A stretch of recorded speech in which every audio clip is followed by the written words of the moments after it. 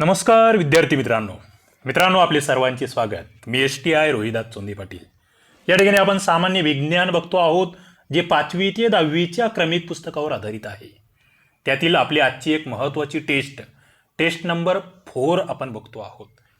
आपला हे नेमकं काय चालू आहे, तर आपला हा क्रॅश कोर्स आहे, सामान्य विज्ञानाचा ऑनलाईन कोर्स तुम्ही या ठिकाणी करता आहात। यामध्ये तुम्हाला 200 लाईव्ह लेक्चर्स, 200 टेस्ट, सायन्सचं ई-बुक आणि डेली जे काही लेक्चर्स आपले होणार आहेत सायन्सचे, त्याचे PDFs भेटणार आहे। व्हॉट्सअप ब्रॉडकास्टला तुम्हाला ॲड केले जाणार आहे। मित्रांनो, जे ॲड झालेले आहेत त्यांचा प्रतिसाद अत्यंत चांगला आहे आणि ते विद्यार्थी सर्व खुश आहेत की आमचा जो सराव होतो आहे त्याच्यातून आम्हाला खूप काही शिकायला भेटतं आहे। मात्र जे विद्यार्थी अजून जॉईन झालेले नाही आहेत त्यांनी या ठिकाणी या व्हॉट्सअप नंबरवर मेसेज करावा आणि या ठिकाणी तुम्ही या कोर्सला जॉईन होऊ शकतात। यामध्ये तुम्हाला आपलं जे सायन्सचं ई-बुक आहे ते सुद्धा भेटणार आहे, डेली PDF सुद्धा भेटत जातील लेक्चरच्या आणि टेस्टच्या PDF सुद्धा भेटत जातील। या सगळ्या गोष्टी तुमच्यासाठी त्या ठिकाणी असणार आहेत आणि आज आपण येथे सुरुवात करणार आहोत। तत्पूर्वी बऱ्याच जणांच्या कमेंट्स असतात की नेमकं पुस्तक कोणतं आहे, ते सायन्सचं ई-बुक कोणतं आहे किंवा ते कसं आहे, तेही तुम्ही या व्हॉट्सअप नंबरवर मला मागवू शकतात। बघा, या ठिकाणी तुम्ही बघता आहात सामान्य विज्ञान सामान्य भाषेत हे ते ई-बुक आहे। तुम्हाला ते त्या ठिकाणी त्याचं सॅम्पल बघता येईल। तुम्ही वरील जो नंबर आहे त्यावर व्हॉट्सअप मेसेज करू शकतात, तुम्हाला त्या सगळ्या गोष्टी त्या ठिकाणी भेटतील। चला तर आपल्याला या ठिकाणी सायन्सची जी टेस्ट 4 आहे ती सुरू करायची आहे आणि सगळेजण तुम्ही रेडी असणार आहात। तुम्ही सगळ्यांनी लेक्चर बघितलेलं आहे, ज्या लेक्चरवर ही टेस्ट आहे ते लेक्चर मी तुम्हाला पुरवलेलं आहे, त्याची लिंक तुम्हाला पुरवलेली आहे। ज्या विद्यार्थी मित्रांनी या कोर्सला ॲडमिशन घेतलेलं आहे त्यांच्यासाठी मग त्या लेक्चरच्या अभ्यासाच्या आधारावर तुम्हाला आजची टेस्ट द्यायची आहे आणि माझं मत आहे आजची टेस्ट मित्रांनो 25 प्रश्नांची आहे। ओके, 25 पैकी मला 25 मार्क्स पडणारे विद्यार्थी हवे आहेत आणि ज्यांनी प्रामाणिकपणे अभ्यास केला त्यांना या गोष्टी सहज शक्य होऊ शकतात, याची मला तरी कल्पना आहे किंवा ते शक्य आहे। चला तर आता सगळेजण रेडी आहात का? पटपट खाली कमेंट करा। पहिला प्रश्न तुमच्यासाठी, खालील विधानांचा विचार करा। क्रांतिक कोनापेक्षा मोठा आपाती कोन करणारा आपाती किरण असतो। दुसरं, अपवर्तित कोनाचे मूल्य 90 अंशापेक्षा जास्त असते आणि तिसरं, सर्वच्या सर्व प्रकाश किरण हे घन माध्यमातच परावर्तित होतात, घन माध्यमातच। वरील सर्व कशाच्या संदर्भात घडते? बघा, कन्सेप्ट आहेत मित्रांनो। विज्ञान म्हटलं ना संकल्पनांचा खेळ आहे। तुम्हाला सगळ्या बाबी बघा, क्रांतिक कोनापेक्षा आपाती कोन हा त्या ठिकाणी मोठा आहे, दुसरं अपवर्तित कोनाचे मूल्य 90 अंशापेक्षा जास्त आहे आणि तिसरं सर्वच्या सर्व प्रकाशकिरण हे घन माध्यमातच अपवर्तित होत आहेत। हे सगळं कुठे घडतं? याला काय म्हणायचं? पटकन उत्तर पाहिजे। तुमच्या समोर 4 ऑप्शन्स आहेत। मी उत्तर देण्याच्या आधी ज्याचं उत्तर येतं का ज्या विद्यार्थी मित्राचं, त्याचा खरा अभ्यास आहे तो ओरिजिनल त्या ठिकाणी त्याने PDFs वाचलेले आहेत, मी ज्या पुरवलेल्या आहेत त्या, मी जे लेक्चरची लिंक पुरवलेली आहे ते लेक्चर केलेलं आहे असं मला या ठिकाणी वाटतं।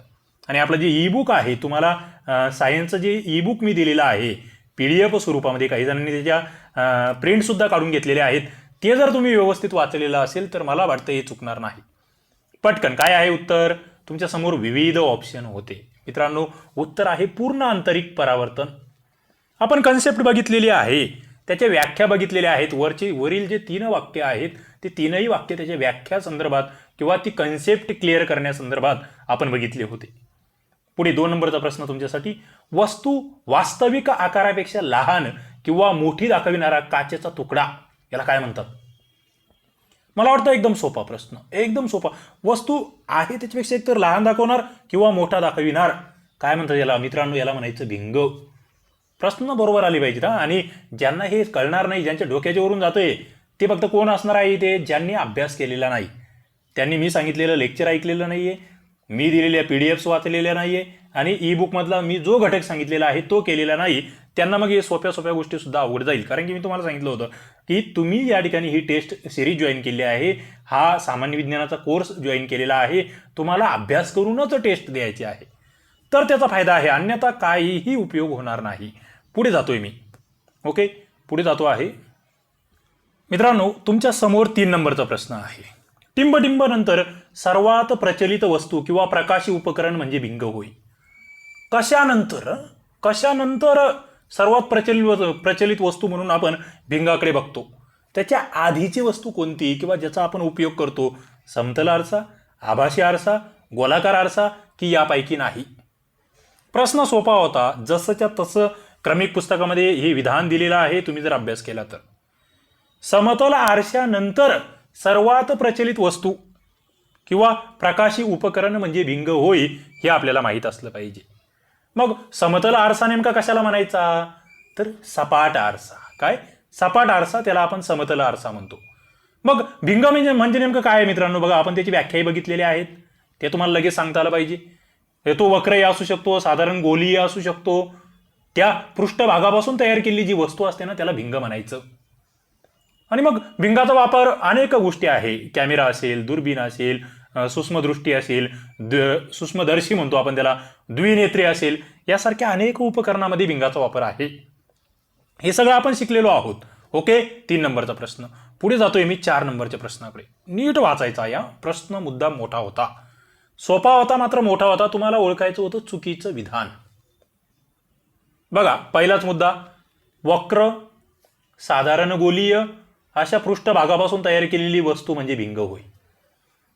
पहिलं विधान. दुसरं, कॅमेरा, दुर्बीण, सूक्ष्मदर्शी, द्विनेत्री यासारख्या अनेक प्रकाशी उपकरणामध्ये भिंगाचा वापर होतो. दुसरं विधान. तिसरं, वाचताना वाचनीयता वाढविण्यासाठी आरशाचा वापर होतो. आणि चौथं, जर भिंगाचे 2 अपवर्तनी पृष्ठभाग एकमेकांच्या खूप जवळ असेल, इतके की त्यातील अंतर हे नगण्य असेल, म्हणजेच भिंगाची जाडी अगदी नगण्य असेल, तर अशा भिंगांना पातळ भिंग असं म्हणतात. तुमच्या समोर मित्रांनो 4 ऑप्शन्स होते. आपण या संदर्भात अभ्यास केलेला आहे आणि मला असं वाटतं याच्यातलं चुकीचं विधान, मात्र कोणाला ज्याला व्यवस्थित वाचता येतं ना, तुम्हाला काय शांततेने वाचायला शिकायचं आहे. सगळ्यात आधी येतं सगळ्यांना हो, पण वाचेल कोण? सोप्या सोप्या गोष्टी वाचेल कोण? पहिलं, भिंगाची व्याख्या ही मी वरती बोलता बोलता सांगून टाकली तुम्हाला. तो वक्र असू शकतो, साधारण गोलीय असू शकतो भिंग. त्याचा उपयोग कुठे कुठे होतो, वापर कुठे कुठे होतो, कॅमेरा, दुर्बीण, सूक्ष्मदर्शी, द्विनेत्री, हे आपण पाहिलेलं आहे. आता पुढचा मुद्दा, इथे तुम्हाला व्यवस्थित वाचायचं होतं. वाचताना वाचनीयता वाढविण्यासाठी आरशाचा वापर होत नाही मित्रांनो, भिंगाचा वापर होतो. सरळ सरळ 3 नंबरचं विधान चूक होते. ओके, आरसा येऊ शकत नाही, भिंगच येणार आहे. तुमचं त्या ठिकाणी उत्तर बरोबर येणार होतं. किती जणांचं बरोबर आलं आहे चेक करून घ्या खाली. बघा, आणि पुढे काय होतं, जर भिंगाचे 2 अपवर्तनी पृष्ठभाग एकमेकाच्या खूपच जवळ असेल, इतके की त्यातील अंतर जवळपास नगण्य आहे, भिंगाची जाडी अगदी नगण्य आहे, तर त्याला म्हणायचं पातळ भिंग. काय? पातळ भिंग कशाला म्हणायचं? तर भिंगांची जाडी अगदी नगण्य असली पाहिजे. कशी? भिंगाची जाडी अगदी नगण्य म्हणजे अत्यंत कमी असते, तेव्हा त्याला आपण पातळ भिंग म्हणतो. मला वाटतं हे एकदम सोपं असं या ठिकाणचं वाक्य होतं. ओके, 4 नंबरचं उत्तर तुमच्या समोर आहे. 3 पुढे जातोय मी.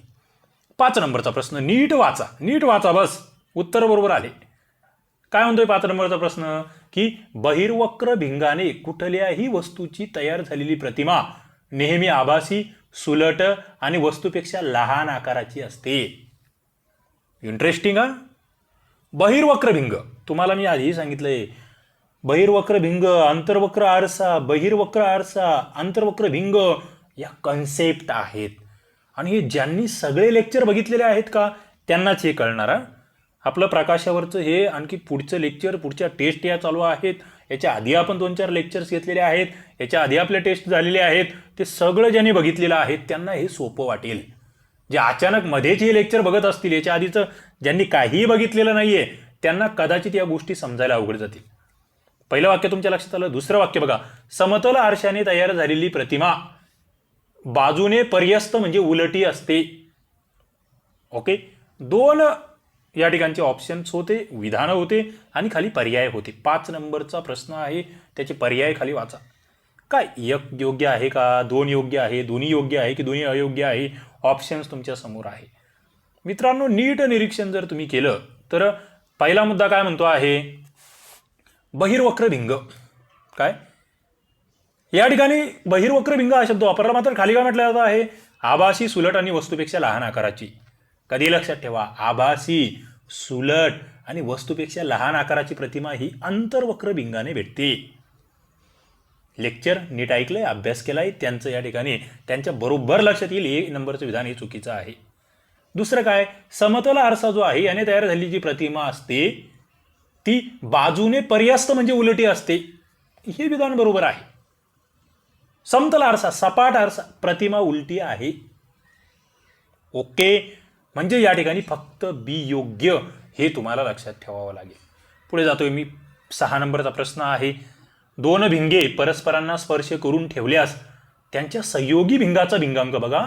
संयोगी भिंगाचा भिंगांक मित्रांनो, याच्यावर विज्ञानाचे उदाहरणं सुद्धा विचारले गेले, अत्यंत सोपे. मात्र जर संयोगी भिंगाचा भिंगांक काय आहे हेच आम्हाला माहीत नसेल तर आम्ही उदाहरण सोडवणार कुठून? हा दोन्ही भिंगांच्या भिंगांकाच्या टिंबटिंब इतका असतो. उद्या तुम्हाला विचारलं संयोगी भिंगाचा भिंगांक कसा असतो, किंवा तो त्याच्यात काय बेरीज होते, वजाबाकी होते, गुणाकार होते की भागाकार होतो? ज्यांनी लेक्चर बघितलेला आहे, अभ्यास केलेला आहे ते पटकन उत्तर देतील. पटकन उत्तर पाहिजे मला खाली कमेंट बॉक्समध्ये. या ठिकाणी मित्रांनो संयोगी भिंगाचा भिंगांक हा दोन्ही भिंगाच्या भिंगांकांच्या बेरजे इतका असतो, हे लक्षात ठेवा. बेरीज केली जाते त्या ठिकाणी, सम आहे, बेरीज आहे, हे लक्षात ठेवावं लागेल. संयोगी भिंगाचा भिंगांक म्हटलं की तुम्हाला बेरीज आठवली पाहिजे. पुढे, आंतरवक्र भिंगाच्या प्रकारामध्ये खालीलपैकी कशाचा समावेश होतो? मित्रांनो या ठिकाणी मी तुम्हाला एक नवा प्रश्न तयार केला होता. ओके, 6 प्रकार दिले होते. याच्यामध्ये आंतरवक्र भिंगाचे 3 प्रकार होते आणि बहिर्वक्र भिंगाचे 3 प्रकार होते. तुम्हाला ओळखायचे होते फक्त आंतरवक्र भिंगाचे प्रकार. तुमच्या समोर ऑप्शन्स आहेत, पटपट वाचायचं. द्विवक्र असेल, द्विआंतरवक्र असेल, समतली आंतरवक्र आहे, द्विबहिर्वक्र आहे, समतली बहिर्वक्र आहे, बहिर्वक्री आंतरवक्र आहे, आंतरवक्री बहिर्वक्र आहे. मित्रांनो तुम्हाला आंतरवक्र भिंगाचे प्रकार ओळखायचे होते आणि मला असं वाटतं या ठिकाणी सरळ सरळ लॉजिकल होतं. म्हणजे ज्यांचा काहीच अभ्यास नाही का, ज्यांनी वाचलंच नाही आहे किंवा ज्यांना काहीच येत नाही याच्यातलं, त्यांना सुद्धा हे बरोबर येत होतं का? काही ठिकाणी मित्रांनो अभ्यासा इतकंच तुमचा गेस, आपला जे कॉमन सेन्स आपण ज्याला म्हणतो ना, तो वापरायला शिका. तो वापरायला शिका, गोंधळून जाऊ नका. म्हणून मी म्हणतो पेपर सोडवताना अत्यंत शांत मनाने पेपर सोडवा. शांत पूर्ण एकाग्रतेने पेपर सोडवा. कसं बघा, तुम्हाला मी सांगतो या ठिकाणी 7चं उत्तर तुम्हाला आधी देतो. तुमच्या उत्तरं खाली आहेत, पटकन कमेंट करा तुम्हाला काय वाटतं आहे. बऱ्याच जणांनी या प्रश्नाचं उत्तर बरोबर दिलं असणार आहे. पटपट खाली कमेंट बॉक्समध्ये उत्तर पाहिजे मला. मी सांगण्याच्या आधी तुमचं उत्तर पाहिजे, तर ती मजा आहे. ती मजा वेगळी आहे, ती आली पाहिजे. ओके, तर या ठिकाणी जर तुम्ही बघितलं तर 7 नंबरचा प्रश्न त्याचं उत्तर आहे ABE. मित्रांनो तुमच्या समोर मुद्दाम फक्त ऑप्शन्स ठेवतो आहे. बघा, ए मध्ये काय आहे? द्विआंतरवक्र. ओके, बी मध्ये काय आहे? समतली आंतरवक्र. ई मध्ये काय आहे? बहिर्वक्री आंतरवक्र. मित्रांनो शेवट बघा, सगळ्या ऑप्शनचा शेवट कशाने होतोय? सरळ सरळ आहे ना, शेवटी आंतरवक्र आंतरवक्र आंतरवक्र म्हटलोय आपण. इकडे आपण बहिर्वक्र बहिर्वक्र बहिर्वक्र म्हटलोय. शेवट कशाने होतोय? लॉजिक होतं, फक्त लॉजिक. काय?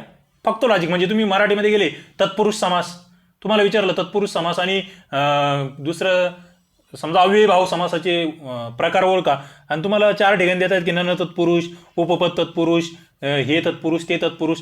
दुसऱ्या ठिकाणी देत आहेत की हा अव्ययीभाव तो अव्ययीभाव. ज्याच्या शेवटी तत्पुरुष शब्द असणार तोच त्या ठिकाणी येणार ना त्याचा प्रकार. सरळ ते होतं. मात्र आम्ही विचार किती करतो, किती लॉजिक त्या ठिकाणी वापरतो हे फार महत्त्वाचं आहे. आणि मला त्याच्यासाठी मी मुद्दाम तो सोपा, अत्यंत सोपा प्रश्न, मात्र बरेच जण त्या ठिकाणी चुकून बसले असतील. पुढे जातोय. 8 नंबरचा प्रश्न काय म्हणतोय बघा. कोणत्याही पदार्थ माध्यमामध्ये प्रकाशाचे आपल्या घटक रंगात पृथक्करण होण्याच्या क्रियेला प्रकाशाचे काय म्हणतात? मला वाटतं आपलं याच्यावर बऱ्याच वेळेस चर्चा झालेली आहे. याच्या आधीच्या लेक्चरमध्ये सुद्धा, याच्या आधीच्या टेस्टमध्ये सुद्धा आपण या स्वरूपाचा प्रश्न टाकलेला होता, मिळता जुळता. घटक रंगामध्ये पृथक्करण करायचं आहे, याचा अर्थ अपस्करण घडवून आणायचे आहे. मग माझा तुम्हाला प्रश्न आहे मित्रांनो, अपस्करणाची उदाहरणं कोणती? अपस्करण, तुम्ही अपस्करणाचं कोणतं उदाहरण मला द्याल? विकिरणाचं कोणतं उदाहरण द्या? विकिरणासंदर्भातला एखादा इफेक्ट वगैरे तुम्हाला माहित आहे का? अपस्करणाचा कोणत्या शास्त्रज्ञाशी संबंध आहे? कोणत्या शास्त्रज्ञाने अपस्करणासंदर्भात एक महत्त्वाचा इफेक्ट मांडला, परिणाम मांडला? अपवर्तनाची उदाहरणं माहीत आहेत का? पटपट पटपट. परावर्तनाची उदाहरणं माहीत आहेत का? पटपट पटपट.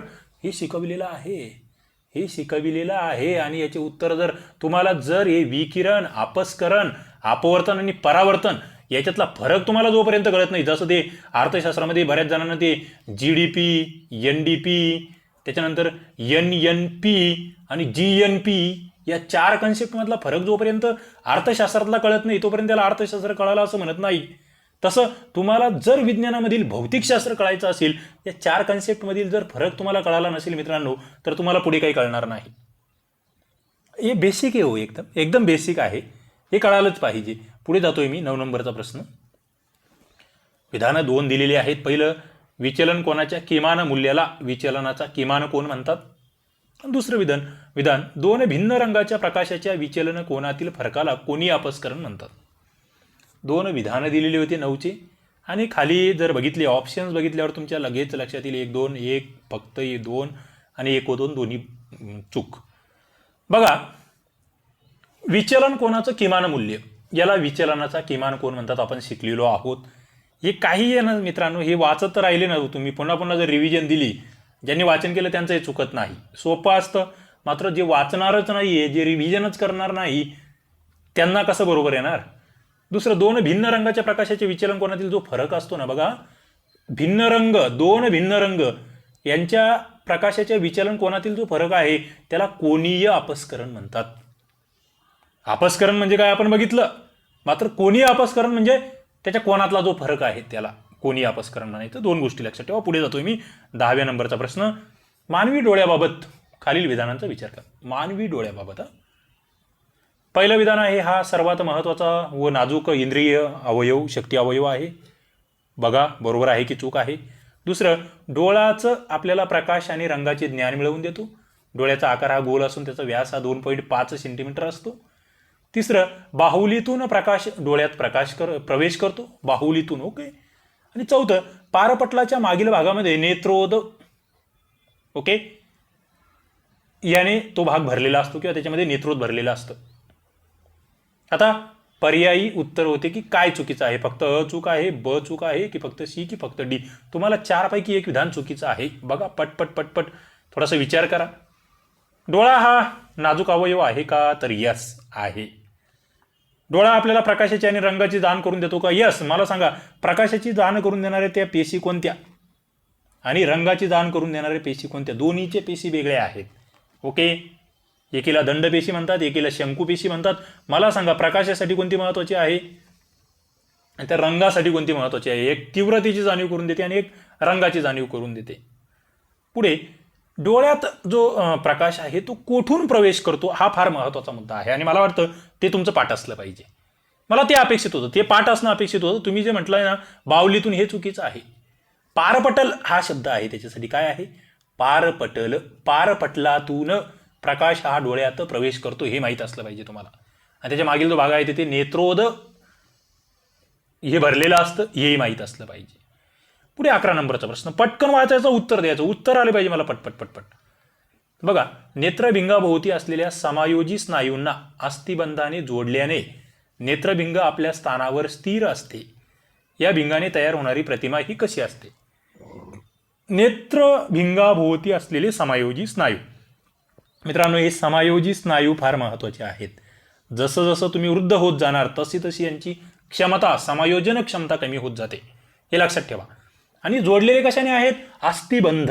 बघा, हे सगळे एका एका शब्दावर काम करायला शिका. मी तुम्हाला हे जे काही 400+ लेक्चर्स आपले होणार आहे ना या कोर्समध्ये, इथे विज्ञान असं करून टाकणार तुमचं की बस काही विषयच नाही, पुन्हा कुठे काही वाचायचं कामच नसलं पाहिजे. एका एका ओळीवर प्रश्न आहेत, एका एका ओळीवर. बघा, ज्यांनी कोर्स लावलेला आहेत ना त्यांनी ते PDFs बघा, क्रमिक पुस्तकं बघा, एका एका ओळीवर प्रश्न काढलेला आहे. म्हणजे जे तुम्ही 5वी ते 10वी मध्ये जे काही आहे ना विज्ञान मित्रांनो स्टेट बोर्डमधलं, त्याच्यातलं काहीच सोडणार नाही, प्रत्येक मुद्द्यावर प्रश्न विचारणार मी. आणि असं पहिल्यांदा घडतंय महाराष्ट्रामध्ये, पहिल्यांदा. तुम्हाला त्याच्या एवढे सगळे बारकाईने प्रश्नांची रचना कोणीच केलेली नाही आजपर्यंत. दाखवा मला की बाबा एका एका ओळीवर प्रश्न काढलेला आहे म्हणून क्रमिक पुस्तकावर महाराष्ट्र शासनाच्या स्टेट बोर्डवर. आणि ते फार गरजेचं आहे. आम्ही ते वाचत नाही, तो सगळ्यात मोठा घोळ होतो. बघा, मग या भिंगाने तयार होणारी जी प्रतिमा आहे ती कशी असणार. नेत्रभिंग आपल्या स्थानावर स्थिर आहे, तुमच्या समोर वेगवेगळ्या प्रतिमा आहेत, वास्तव आणि उलट, वास्तव व सुलट, आभासी आणि उलट, आभासी व सुलट. मित्रांनो, या ठिकाणी वास्तव आणि उलट प्रतिमा तयार होते, लक्षात घ्या. कशी? वास्तव आणि उलट. पाठच असलं पाहिजे, हे पाठच असलं पाहिजे. पुढे मी जातो आहे. प्रकाश आत येण्यासाठी परितारिकेच्या सहाय्याने बाहुलीच्या लहान मोठ्या होण्याच्या प्रवृत्तीला काय म्हणतात? बघा, प्रकाश आत येतो आहे, परितारिका किंवा याला पारितारिका असाही शब्द आहे. बाहुली जी लहान मोठी होते ना, त्याला काय म्हणतात? इंटरेस्टिंग. बाहुलीचे अनुकलन म्हणणार तुम्ही, त्याला सूक्ष्मतलन म्हणणार, बाहुलीची लवचिकता म्हणणार, की यापैकी नाही? मित्रांनो, बाहुलीचे अनुकूलन, अनुकूलता म्हणतो ना आपण, की बाबा ते अनुकूल आहे बाहुली. ओके, अनुकूलन हा शब्द त्याच्यासाठी आहे. पुढे, डोळ्याच्या मागील आतील पृष्ठभागावर मज्जातंतूंचे अत्यंत नाजूक असे जाळीच असते, याला काचाब द्रव्य असं म्हटलं जातं. पहिली व्याख्या. दुसरी, नेत्रभिंगाच्या मागील व नेत्रपटलाच्या पुढील असा बहुतांश भाग हा द्रवरूप पदार्थाने भरलेला असतो, याला दृष्टीपटल म्हणतात. बघा, याला दृष्टीपटल म्हणतोय आपण. कशाला? नेत्रभिंगाच्या मागील व नेत्रपटलाच्या पुढील असा बहुतांश द्रवरूप जो भाग आहे ना, त्याला म्हणलेला आहे दृष्टीपटल. आणि पुढे, नेत्रोद व काचाब द्रव्य यांचा अपवर्तनांक साधारण 1.336 इतका असतो. असे हे विविध विधानं होते. आणि या ठिकाणी तुम्हाला ओळखायचं होतं बरोबर काय. ऑप्शन्स विधानावर वाचलेले आहेत, ऑप्शन्स तुमच्या समोर आहेत. पटकन उत्तर द्या मला. 1, 2, 3, 4 कोणतं ऑप्शन येईल बरोबर? मित्रांनो, या ठिकाणी जर तुम्ही बघितलं तर 3 नंबरचं ऑप्शन योग्य आहे. फक्त 3 योग्य. काय? नेत्रोद आणि काचाब द्रव्य यांचा अपवर्तनांक साधारणतः 1.336, म्हणजे जवळपास जे पाण्याचा अपवर्तनांक आहे ना तितका असतो. मला सांगा, पाण्याचा अपवर्तनांक किती? मित्रांनो, हिऱ्याचा अपवर्तनांक किती? साध्या काचेचा किती? हे आपण शिकलोय. हे मला आता तुमचं तोंडपाठ असलं पाहिजे, या बाबी तुम्हाला आठवल्याच पाहिजे. मग वरती चुकलंय काय? वरती चुकलं काय? मित्रांनो, चुकलं हे की डोळ्याच्या मागील आतील पृष्ठभागावर जे मज्जातंतूंचे नाजूक अशी जाळे असते ना, त्याला काचाब द्रव्य म्हणत नाही, त्याला दृष्टीपटल असं म्हणतो आपण, दृष्टीपटल. आणि दुसरं, हे जे नेत्रभिंगाच्या मागील व नेत्रपटलाच्या पुढील असा जो बहुतांशी भाग जो द्रवरूप आहे ना, याला काचाब द्रव्य म्हणतात. नेमकं व्याख्या ज्या आहेत त्या मी एकमेकाच्या विरुद्ध टाकल्या होत्या. हे जे कीवर्ड्स आहेत हे बदलवून टाकले होते की तुम्ही वाचता आहेत का. माझा जो कोर्स लावलेला विद्यार्थी आहे ना, याचे डोळे उघडले पाहिजे. कारण मी वाचतो, पण मी किती तन्मयतेने वाचतो, मी किती कॉन्सन्ट्रेशनने वाचतो ना, हे तुम्हाला लक्षात येतंय. म्हणजे तुम्ही काल परवा त्या ठिकाणी लेक्चर बघताय, त्याच्यानंतर तुम्ही PDF वाचता आहे, त्याच्यानंतर तुम्ही ईबुक वाचता आहे. जर तुम्ही त्या ठिकाणी 3 वेळेस ती ओळ वाचता आहे, ती एकच ओळ 3 वेळेस, आणि त्याच्या तिसऱ्या दिवशी तुम्ही जर टेस्ट सोडवता आहात आणि तरीही तुमच्या चुका होत असेल, तर त्या चुकीला माफी नाही. ती चूक तुमची क्षम्य होणार नाही मित्रांनो. जर तुम्ही म्हणजे तीच ओळ तुम्हाला लेक्चरमध्ये मी शिकवतो आहे, तुम्ही PDF मधून वाचता आहात, तुम्ही ईबुक मधून वाचता आहात, आणि तरीसुद्धा तुमचा जर प्रश्न चुकत असेल तर तुम्हाला चुकीला माफी नाही. तुम्हाला स्वतःमध्ये बदल करावा लागेल, तुम्हाला आणखी एकाग्रतेने वाचावं लागेल, व्यवस्थित समजून उमजून वाचावं लागेल, आणि तोच विद्यार्थी टिकणार. ज्याची घोकंपट्टी चालली आहे ना, मला फक्त पानं पेजेस संपवायचे, मी 5वी ते 10वीची पुस्तकं 5 वेळेस वाचून टाकले, अशा फक्त गप्पा ज्यांना मारायचे आहे ना, त्यांचं काम नाही ते. माझं म्हणणं आहे, मग वाचले तर द्या ना उत्तर. तुमचं म्हणणं आहे ना, मी 5वी ते 10वीचे माझे सगळ्या पुस्तकांचं वाचन झालंय, विज्ञानाचं मला काहीही विचारा, मग हे उत्तर चुकले नाही पाहिजे तुमचे. 25 पैकी किमान तुम्हाला 23 मार्क्स पडले पाहिजे. चला, 2 कोणाचे चुकू शकतात, मात्र किमान 23 ते मला अपेक्षित आहे या ठिकाणी. ओके, 14 नंबरचा प्रश्न काय म्हणतोय बघा. खालील विधानांचा विचार करून अचूक पर्यायांची निवड करा. अचूक पर्याय निवडायचा आहे. विधानं तुमच्या समोर आहेत. पहिलं, मज्जातंतूच्या टोकाशी असलेल्या अत्यंत सूक्ष्म संरचनांना दंड व शंकू म्हणतात. मज्जातंतूच्या टोकाशी. दुसरं, प्रकाशाच्या तीव्रतेचे ज्ञान हे दंडामुळे होते. बघा, तीव्रता दंडामुळे, म्हणजे दंडपेशी म्हणतो आपण यांना थोडक्यात, आणि रंगाचे ज्ञान हे शंकुपेशीमुळे होते. तिसरं, दंड व शंकू प्रकाशिकीय प्रतिमा मिळवून दृष्टी चेतातंतूतून मेंदूकडे पाठवितात. आणि चौथं, आपल्याला वस्तू सुस्पष्ट दिसण्याकरता तिची प्रतिमा बरोबर नेत्रपटलावर तयार होणे आवश्यक आहे. बघा, या ठिकाणी कन्सेप्ट ज्यांना कळालेले आहेत त्यांच्यासाठीच हे सगळं आहे. त्यांनाच या प्रश्नाचे उत्तर देता येतील. विज्ञान त्याला अवघड विषय आपण जो म्हणतो ते याच्यामुळेच म्हणतो. की आम्हाला ती कळायला पाहिजे. मित्रांनो, या ठिकाणी जर तुम्ही बघितलं तर तुमच्या लक्षात येईल की सगळे विधानं जर तुम्ही बघितले तर आपल्या लक्षात काय येतं बघा. मज्जातंतूच्या टोकाशी असलेली अत्यंत सूक्ष्म संरचना त्यांना दंड आणि शंकू म्हणतात. बरोबर आहे. दुसरं, प्रकाशाच्या तीव्रतेचे ज्ञान हे दंडामुळे तर रंगाचे ज्ञान शंकूमुळे होते, हेही बरोबर आहे. आणि हे सगळं चेतातंतूतून मेंदूकडे पाठविल्या जातात या प्रतिमा, हेही बरोबर आहे. आपल्याला वस्तू सुस्पष्ट दिसायची असेल तर तिची प्रतिमा नेत्रपटलावर तयार झाली पाहिजे, हेही बरोबर आहे. मित्रांनो, म्हणजे खाली जर तुम्ही पर्यायामध्ये गेलात तर वरील सर्व योग्य, हा पर्याय तुम्हाला निवडावा लागतो. पुढे जातोय मी 15 नंबरचा प्रश्न. काय म्हणतोय? पहिलं विधान बघा. दृष्टी चेतातंतू जेथे डोळ्याशी जुळतात तेथे दंड व शंकुपेशी नसतात, म्हणून या बिंदूवर प्रतिमा तयार झाली तर ती आपणास दिसत नाही, याला अंधबिंदू असे म्हणतात. बघा, नवीन कन्सेप्टवर प्रश्न आहे, अंधबिंदूवर प्रश्न आहे. अंधबिंदू कशाला म्हणायचं? ज्या ठिकाणी दंड आणि शंकुपेशी नाहीये, प्रतिमा तयार झाली तरी ती आपल्याला दिसत नाही, त्याला म्हणायचं अंधबिंदू. दुसरं विधान काय म्हणतंय? अनंत अंतरावरील वस्तू डोळ्याला स्पष्ट दिसतात, या अंतराला सुस्पष्ट दृष्टीचे लघुत्तम अंतर म्हणतात, आणि ते अंदाजे 25 सेंटीमीटर असते. मित्रांनो, 2 विधानं तुमच्या समोर आहेत आणि त्याची पर्यायी उत्तर तुमच्या समोर आहेत. काय दोन्ही विधान योग्य आहे, अयोग्य आहे, की एक योग्य 2 अयोग्य? काय आहे नेमकं, काय वाटतंय तुम्हाला? बघा, या ठिकाणी जर बघितलं उत्तर येतंय फक्त एक योग्य. का? मित्रांनो, ज्यांनी अभ्यास केला आहे त्यांना हा सोपा प्रश्न होता, कारण की दंड आणि शंकुपेशी नसेल, प्रतिमा तयार झाली तरी दिसत नसेल, त्याला आपण अंधबिंदू म्हणतो, हे नीट लक्षात राहू द्या. पुढे, अनंत अंतरावरील वस्तू आहे, डोळ्याला स्पष्ट दिसतात, या अंतराला सुस्पष्ट दृष्टीचे लघुत्तम अंतर म्हणत नाही, याला दृश्यतेच्या पल्ल्यातील दूरचा बिंदू म्हणतात. बघा, अनंत अंतरावरील वस्तू म्हटलो मी, अनंत अंतरावरील वस्तू लिहून घ्या, आपण हे शिकलेलो आहे. दृश्यतेच्या पल्ल्यातील दूरचा बिंदू, दूरचा बिंदू त्याला म्हटलं जातं, हे लक्षात घ्या. जो निकटचा बिंदू आहे ना, याच्या विरुद्ध अर्थीचे नेमका आहे ना निकटचा बिंदू, त्याच्या संदर्भात मग हे सगळं खालचं लागू होतं की त्याला सुस्पष्ट दृष्टीचे लघुत्तम अंतर म्हणतात, ते 25 सेंटीमीटर असतात, ते निकटच्या बिंदूसाठी आहे. हे दूरच्या बिंदूसाठी वेगळा शब्द आहे. दृश्यतेच्या पल्ल्यातील दूरचा बिंदू असा तो शब्दप्रयोग आहे, त्याच्यामुळे 2 नंबरचं विधान चुकीचं होतं. पुढे जातोय आपण. 16 नंबरचा प्रश्न तुमच्यासाठी आहे. खालील वर्णन कशाला लागू पडते? बघा, वर्णन विचारलेलं आहे. या दृष्टीदोषामध्ये पारपटलाचा आकार आदर्श गोलाकार नसतो. पारपटलाचा आकार गोलाकार नाहीये. वेगवेगळ्या दिशांना नेत्रगोलाचा व्यास हा वेगवेगळा असतो. पुढे, एकाच प्रतलातील क्षितिज समांतर रेषा व क्षितिज लंब रेषा यांच्या प्रतिमा वेगवेगळ्या प्रतलात तयार होतात. इंटरेस्टिंग आहे, कारण की तुम्हाला दृष्टीदोष, मित्रांनो, दृष्टीदोषावर खूप सारे प्रश्न याच्या आधीही आयोगाने असेल, खाली सरळ सेवा असेल, पोलीस भरती असेल, सगळ्याच याला आलेले आहेत. सॉरी, दृष्टिकोन लिहिलं गेलं दृष्टीदोष. ओके, मग ती दृष्टीदोष तुम्हाला व्यवस्थितच माहीत असली पाहिजे, म्हणून मी 2-4 प्रश्नांची रचना केलेली आहे. तुम्हाला आधी विधान नीट समजून घ्यायचे आहे आणि खाली मग तुमच्या समोर उत्तर आहेत, पर्यायी उत्तर आहेत. ओके, 16 नंबरचा प्रश्न आहे. बघा, या ठिकाणी जर बघितलं तुम्ही, अबिंदुकता आपण याला म्हणतो.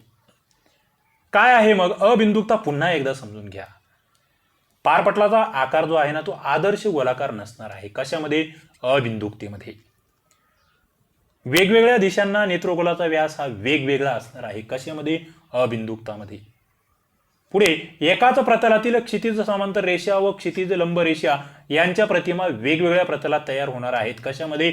अबिंदुकतामध्ये. अबिंदुकताबद्दल बोलतो आहे. ओके, आता पुढे आपण जाऊया. पुढचा प्रश्न या ठिकाणी बघा, 17 नंबरचा प्रश्न. आता तुम्हाला हा दृष्टीदोष ओळखायचा आहे पटकन, म्हणजे सगळं वाचन होण्याच्या आधी, माझं तुमच्या समोर हा प्रश्न ठेवण्याच्या आधी उत्तर असलं पाहिजे तुमचं.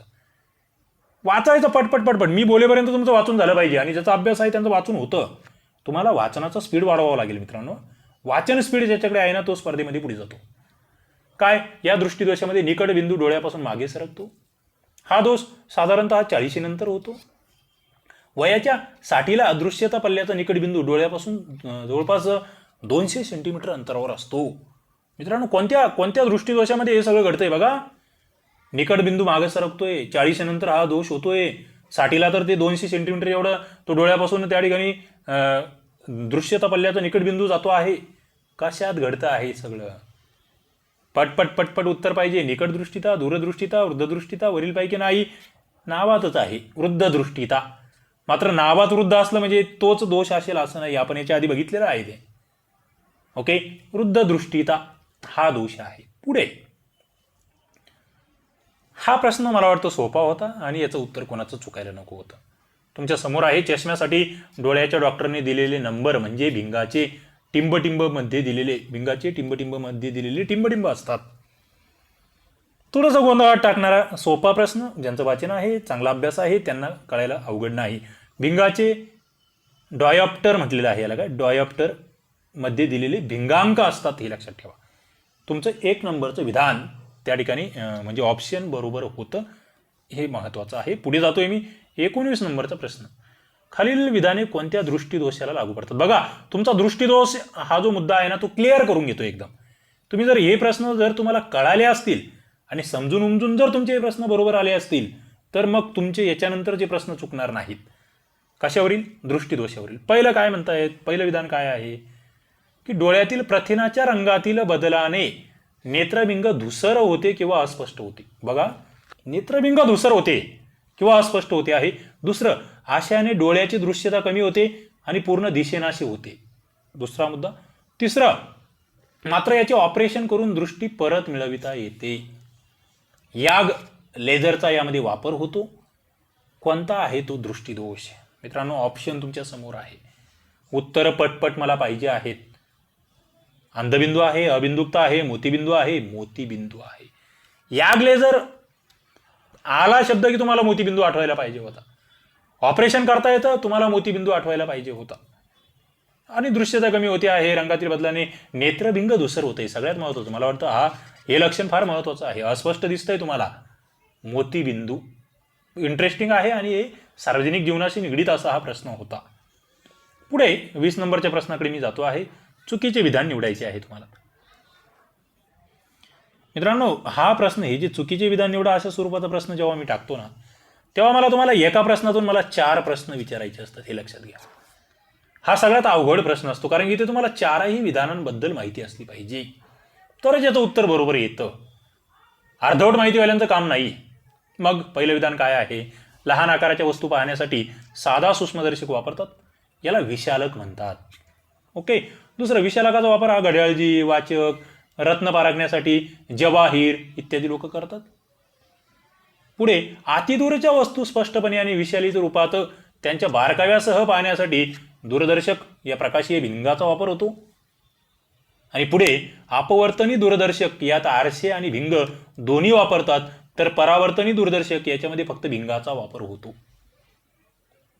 मित्रांनो, या ठिकाणी जर तुम्ही नीट लक्ष दिलं, ज्यांनी अभ्यास केलाय त्यांचाच हा प्रश्न बरोबर येणार. हा, ज्यांचं काही नाही, डायरेक्ट उठले सुटले चालले आपले लेक्चर ऐकतो आहे बाबा, तशांचं काम नाही आहे. अभ्यासच पाहिजे इथे, अभ्यासच पाहिजे. इतरांचे डोके गरगर फिरायला लागतील कारण की हे विज्ञान आहे आणि आपण हे शिकलेलो आहे. पहिला मुद्दा, लहान आकाराच्या वस्तू बघायच्या, साधा सूक्ष्मदर्शक. अत्यंत सोपं होतं, त्यालाच आपण विशालक म्हणतो, हे आपण शिकलेलो आहोत. पुढे, विशालकाचा वापर कोण कोण करतं? घड्याळजी, वाचक, रत्नपारखी, जसंच्या तसं आपण शिकलेलो आहोत. ओके. पुढे, अतिदूरच्या वस्तू स्पष्टपणे बघायच्या आहे, विशालित बघायचे आहे, बारकाव्यासह बघायचे आहे, दूरदर्शक बरोबर आहे. आणि पुढचा मुद्दा फार महत्त्वाचा होता, जो फसवणारा होता. जो क्लिअर चांगलं वाचणाऱ्यालाच याचं उत्तर जमणार आहे. आणि मग इथे तर तुमचा आणि इतरांचा फरक पडतो मित्रांनो. सोपं सगळ्यांनाच येतं हो. बघा, अपवर्तनी दूरदर्शक याच्यामध्ये आरसे आणि भिंग दोन्ही वापरतात, तर परावर्तनी दूरदर्शक यामध्ये फक्त भिंग वापरतात. नेमकं एकमेकाच्या विरुद्ध होतं. म्हणजे अपवर्तनी जे आहेत ना मित्रांनो, अपवर्तनीमध्ये फक्त भिंग वापरतात. काय? अपवर्तनीमध्ये फक्त भिंग वापरतात आणि परावर्तनीमध्ये भिंग आणि आरसे वापरतात. असं नेमकं याच्या विरुद्ध होतं. म्हणून या ठिकाणी चौथं विधान जे आहे किंवा चौथा पर्याय हा चूक आहे. पुढे जातोय मी. 21 नंबरचा प्रश्न. नेत्रिका व पदार्थ भिंग अशा 2 बहिर्वक्र भिंगापासून बनलेला काय असतो? बघा, मला वाटतं अवघड नाही म्हणता येते या प्रश्नाला. सोपा आहे, वन लाईनर आहे. नेत्रिका आणि पदार्थ भिंग या 2 बहिर्वक्र भिंगापासून बनतो. तो काय? साधा सूक्ष्मदर्शक, संयुक्त सूक्ष्मदर्शक, दूरदर्शक की आरसा? मित्रांनो सरळ आहे, लॉजिकल आहे, संयुक्त सूक्ष्मदर्शक आहे. दोन दोन या शब्दामध्येच मला वाटतं संयुक्त याचं बऱ्यापैकी म्हणजे लॉजिक या ठिकाणी लागून जातं किंवा गेस तुम्हाला करता येतो. पुढे अपवर्तन होताना पांढऱ्या प्रकाशाचे त्याच्या घटक रंगामध्ये अपस्करण होऊन पांढऱ्या वस्तूच्या रंगीत प्रतिमा तयार होतात, याला काय म्हणतात? बघा, इंटरेस्टिंग आहे, माहीत असलं पाहिजे. प्रकाश पांढरा आहे मात्र अपस्करण होतंय विविध रंगामध्ये आणि त्याच्या प्रतिमा तयार होत आहेत. काय म्हणायचं? वर्णपंक्ती, पंक्ती अनुस्वार पाहिजे होता. वर्णीय विपदन, अपस्करण, वर्ण विचलन. मित्रांनो याच्यासाठी वैज्ञानिक कन्सेप्ट आहे वर्णीय विपतन. काय? वर्णीय विपतन. मग वर्णपंक्ती कशाला म्हणायचं? वर्णपंक्ती महत्वाचं आहे. आपण बघितलेलं आहे याच्या आधी वर्णपंक्ती. आणि अपस्करणाचं तुम्हाला मी सांगितलंय, अपस्करणाचे प्रयोग वगैरे तुम्हाला जे वरती मी विचारलं की प्रकाशाचे अपस्करण याच्या संबंधी रामन इफेक्ट किंवा रमन इफेक्ट आपण ज्याला म्हणतो ते. मग ते विज्ञान दिन कधीचं आहे तेही तुम्हाला येतं, संशोधन कधी प्रसिद्ध झालं तेही येतं, तो दिवस आपण कोणता दिन म्हणून साजरा करतो तेही येतं. अनेक प्रश्न या ठिकाणी तयार होत आहेत. आणि ते मग पहिले नोबेल विजेते भारतीय की पहिले नोबेल विजेते भारतीय शास्त्रज्ञ याही बाबी येतात. अनेक प्रश्न, जुन्या प्रश्नांचं रिव्हिजन करायचं झालं तर बरेच प्रश्न तयार होतात. 23 नंबरचा प्रश्न. डोळ्यासमोरून वस्तू दूर केल्यानंतरही टिंबटिंब पर्यंत प्रतिमेची दृष्टीपटलावरील जो प्रतिमेचा ठसा आहे तो तसाच राहतो. दृष्टीपटलावरील संवेदना टिकणे या परिणामाला काय म्हटलं जातं? मला वाटतं एक सोपा प्रश्न, ज्यांचं थोडंफार वाचन आहे त्यांचा न चुकणारा प्रश्न.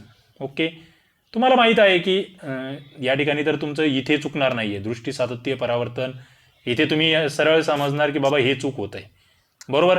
कारण की दृष्टी सातत्य हा शब्द जवळपास सगळ्यांना माहीत आहे आणि विशेष म्हणजे आपण ते शिकलेलो आहे. मात्र पुढे आता मग मिनिटे की सेकंद,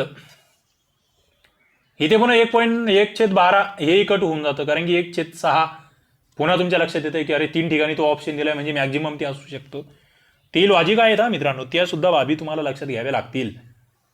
आणि मग ज्यांचं वाचन आहे त्यांना तर डायरेक्टली उत्तरावर जायचं आहे. त्यांना डायरेक्ट जायचं आहे की 1/6 सेकंद दृष्टी सातत्य या बाबी. पुढे जातोय मी.